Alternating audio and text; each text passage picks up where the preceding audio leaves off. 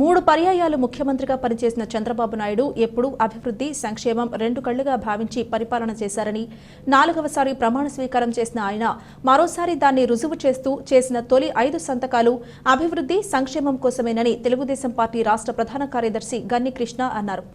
స్థానిక ప్రెస్ క్లబ్లో శుక్రవారం జరిగిన విలేకరుల సమావేశంలో ముఖ్యమంత్రిగా చంద్రబాబు నాయుడు ప్రమాణ స్వీకారం చేయడంతో పాటు తొలి 5 సంతకాలు అభివృద్ధి, సంక్షేమం కోసం పెట్టినందుకు పార్టీ నాయకుల సమక్షంలో కేక్ కట్ చేసి అందరికీ తినిపించారు. ఆంధ్రప్రదేశ్లో రాక్షస ప్రభుత్వాన్ని ప్రజలు పక్కకు నెట్టారని, చంద్రబాబు లాంటి విజనరీ నాయకుడిని ప్రజలు కోరుకున్నారని, అందుకే ఆంధ్రప్రదేశ్ చరిత్రలో ఎన్నడూ లేని విధంగా ప్రజా విజయం నమోదైందన్నారు. ఎన్నికలలో ప్రజలకు ఏ హామీలు అయితే ఇచ్చారో ఆ హామీలను నెరవేరుస్తూ తొలి 5 సంతకాలను అభివృద్ధి, సంక్షేమం కోసమే కేటాయించారన్నారు. లక్షల మంది నిరుద్యోగుల ఎదురుచూపులు ఫలించేలా 16,347 ఉపాధ్యాయ పోస్టుల భర్తీ కోసం మెగా డిఎస్సి ప్రకటన విడుదల చేసే దస్త్రంపై నిరుద్యోగుల సమక్షంలో మొట్టమొదటి సంతకం చేశారని అన్నారు. ప్రజల ఆస్తులను కొల్లగొట్టేందుకు జగన్ ప్రభుత్వం తీసుకువచ్చిన అత్యంత దుర్మార్గపు రాకాసి చట్టమైన ల్యాండ్ టైటిలింగ్ యాక్ట్ రద్దు ఫైలుపై భూ వివాదాల బాధితులు, రైతుల సమక్షంలో చంద్రబాబు 2వ సంతకం పెట్టారని తెలిపారు. టీడీపీ నాయకులు రాచపల్లి ప్రసాద్, శెట్టి జగదీష్, జక్కంపూడి అర్జున్, సంసాని ప్రసాద్, మళ్ల వెంకట్రాజు, సింహాద్రి కోటిలింగేశ్వరరావు, సింహాద్రి సతీష్, వానపల్లి శ్రీనివాసరావు, ఆడారి లక్ష్మణరావు, ఎం పెద్దకాపు పాల్గొన్నారు. మాట్లాడుతూ ప్రమాణ స్వీకారం చేయడం అనేది మొత్తం అందరూ కూడా టీవీలో చూశారు, మేము ప్రత్యక్షంగా చూస్తాం.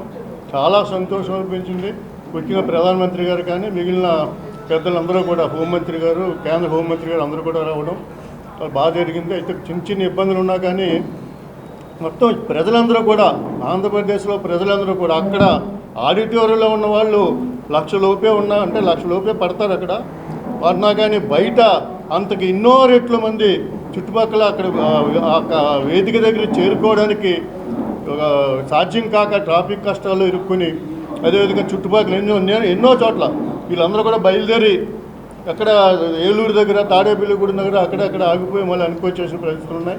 ముఖ్యంగా నేను చూశాను, మన గవర్నమెంట్ ఆఫ్ ఆంధ్రప్రదేశ్ ఎక్కడికక్కడ పెద్ద భారీ స్క్రీన్లు ఏర్పాటు చేసి అక్కడ ఈ ప్రమాణ స్వీకారోత్సవం చూపించితే ప్రతి ఒక్కరు కూడా, ప్రజలందరూ, ముఖ్యంగా మహిళలు, ఎందుకంటే ఈ విజయం మాదే, మేమే ఈ విజయాన్ని సాధించాం, మేము ఎవరైతే ఈ రాక్షస ప్రభుత్వాన్ని పక్కకు తోసేసి చంద్రబాబు నాయుడు గారిని తీసుకొచ్చాం, సంక్షేమ రాజ్యాన్ని తీసుకొచ్చాం అని చెప్పేసి వాళ్ళందరూ చాలా విజయోత్సవంతో ఈ గవర్నమెంట్ మేమే ఏర్పాటు చేసామన్న గర్వంగా, సగర్వంగా ఎక్కడెక్కడ ప్రజలందరూ, ముఖ్యంగా మహిళలందరూ కూడా ఈ సంబరాలు చేసుకోవడం అనేది చాలా చాలా ఆనందంగా ఉంది మాకు అందరికీ కూడా. ఎందుకంటే చంద్రబాబు నాయుడు గారు సంక్షేమం, అభివృద్ధి రెండూ కూడా ఉండాలి ఒక ప్రభుత్వం నడవడానికి, ప్రజల జీవన విధానాలు బాగుపడడానికని మాట్లాడే వ్యక్తి. అది కేవలం సంక్షేమ పథకాలతోటే మన ప్రజా విజయాన్ని సాధించలేము, ఓట్లు సాధించలేము అనేది బాగా ఆల్రెడీ అర్థమైంది అది వాళ్ళకి. గతంలో కూడా బాకీలన్నీ కూడా కల్పిస్తాడంటాడు, ఏమి ఇస్తారు, ఎక్కడిస్తారు, మీరు ఎక్కడ డబ్బులు చేస్తారు అన్నట్టుగా మాట్లాడారు. దానికి చెంప మీద కొట్టినట్టుగా చంద్రబాబు నాయుడు గారు ఈ రోజుని ఏవైతే పాత బకాయిలను మార్చి నెలల నుంచి ఉన్నాయో అవన్నీ కూడా కల్పనిస్తాం.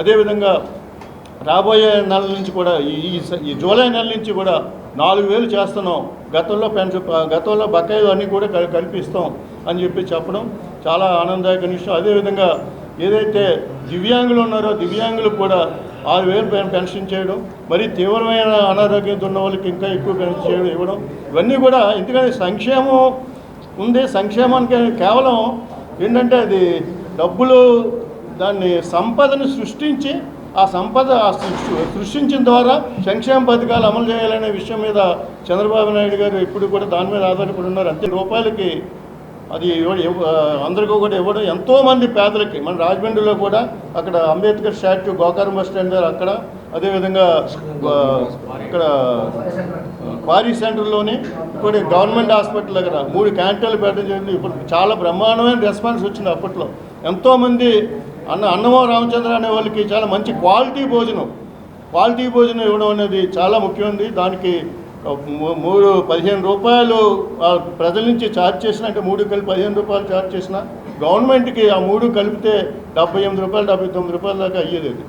ఎన్నో కోట్లు దీని మీద వెచ్చించారు చాలామంది. మేము కూడా అప్పుడు ఇక్కడ ఏదైతే క్వారీ సెంటర్లో అన్నా క్యాంటీన్ ఓపెన్ చేసిన మేము కూడా పిలిపించాం. అప్పుడు ఎవరైనా మా కార్యకర్తలు కానీ లేకపోతే ప్రజలు కానీ వాళ్ళ ఇళ్లలో ఏదైనా శుభకార్యాలు జరిగినప్పుడు, బర్త్డేలు జరిగినప్పుడు ఇక్కడికి వచ్చి వాళ్ళ వంతుగా వాళ్ళు డొనేట్ చేసి భోజనాలు పెట్టండి అని చెప్పేసి పిలుపునిచ్చాం. మన మిత్రుడు మన రాజమండ్రి అందరికీ కూడా సహచరుడు అందరికీ కందులు దుర్గేష్ గారు అమాత్యపద స్వీకరించడం కూడా చాలా ఆనందం. అదేవిధంగా ఇక్కడ మా గురువుగారు నాకు చాలా అత్యంత ప్రీతిపాత్రుడు ఎర్రనాయుడు గారి అబ్బాయి రామూర్తి నాయుడు, అతనికి కూడా ఒక చాలా కీలకమైన పదవి ఇచ్చారు, సివిల్ ఏవియేషన్ పదవి ఇచ్చారు. అయితే నేను ఆశించింది ఏంటంటే సివిల్ ఏవియేషన్ పదవి కన్నా రూరల్ డెవలప్మెంట్ ఇచ్చుంటే అది ఎర్రనాయుడు గారు ఆయన చేశాడు, రూరల్ డెవలప్మెంట్ చేశాడు. చాలా నిధులు తీసుకొచ్చే అవకాశం, రాష్ట్రానికి నిధులు తీసుకొచ్చే అవకాశం ఉండేది. బహుశా దానికోసం ప్రయత్నించే ఉంటారు చంద్రబాబు నాయుడు గారు, మరి వాళ్ళు అది ఇచ్చారు. ఏదేమైనా కానీ రామ్మోహన్ నాయుడు గారు కూడా తన పదవీ నిర్వహణలో సక్సెస్ అవ్వాలని, ఇంకా మంచి విమానాశ్రయాలు మంచి అభివృద్ధి చెందాలని నేను కోరుకుంటూ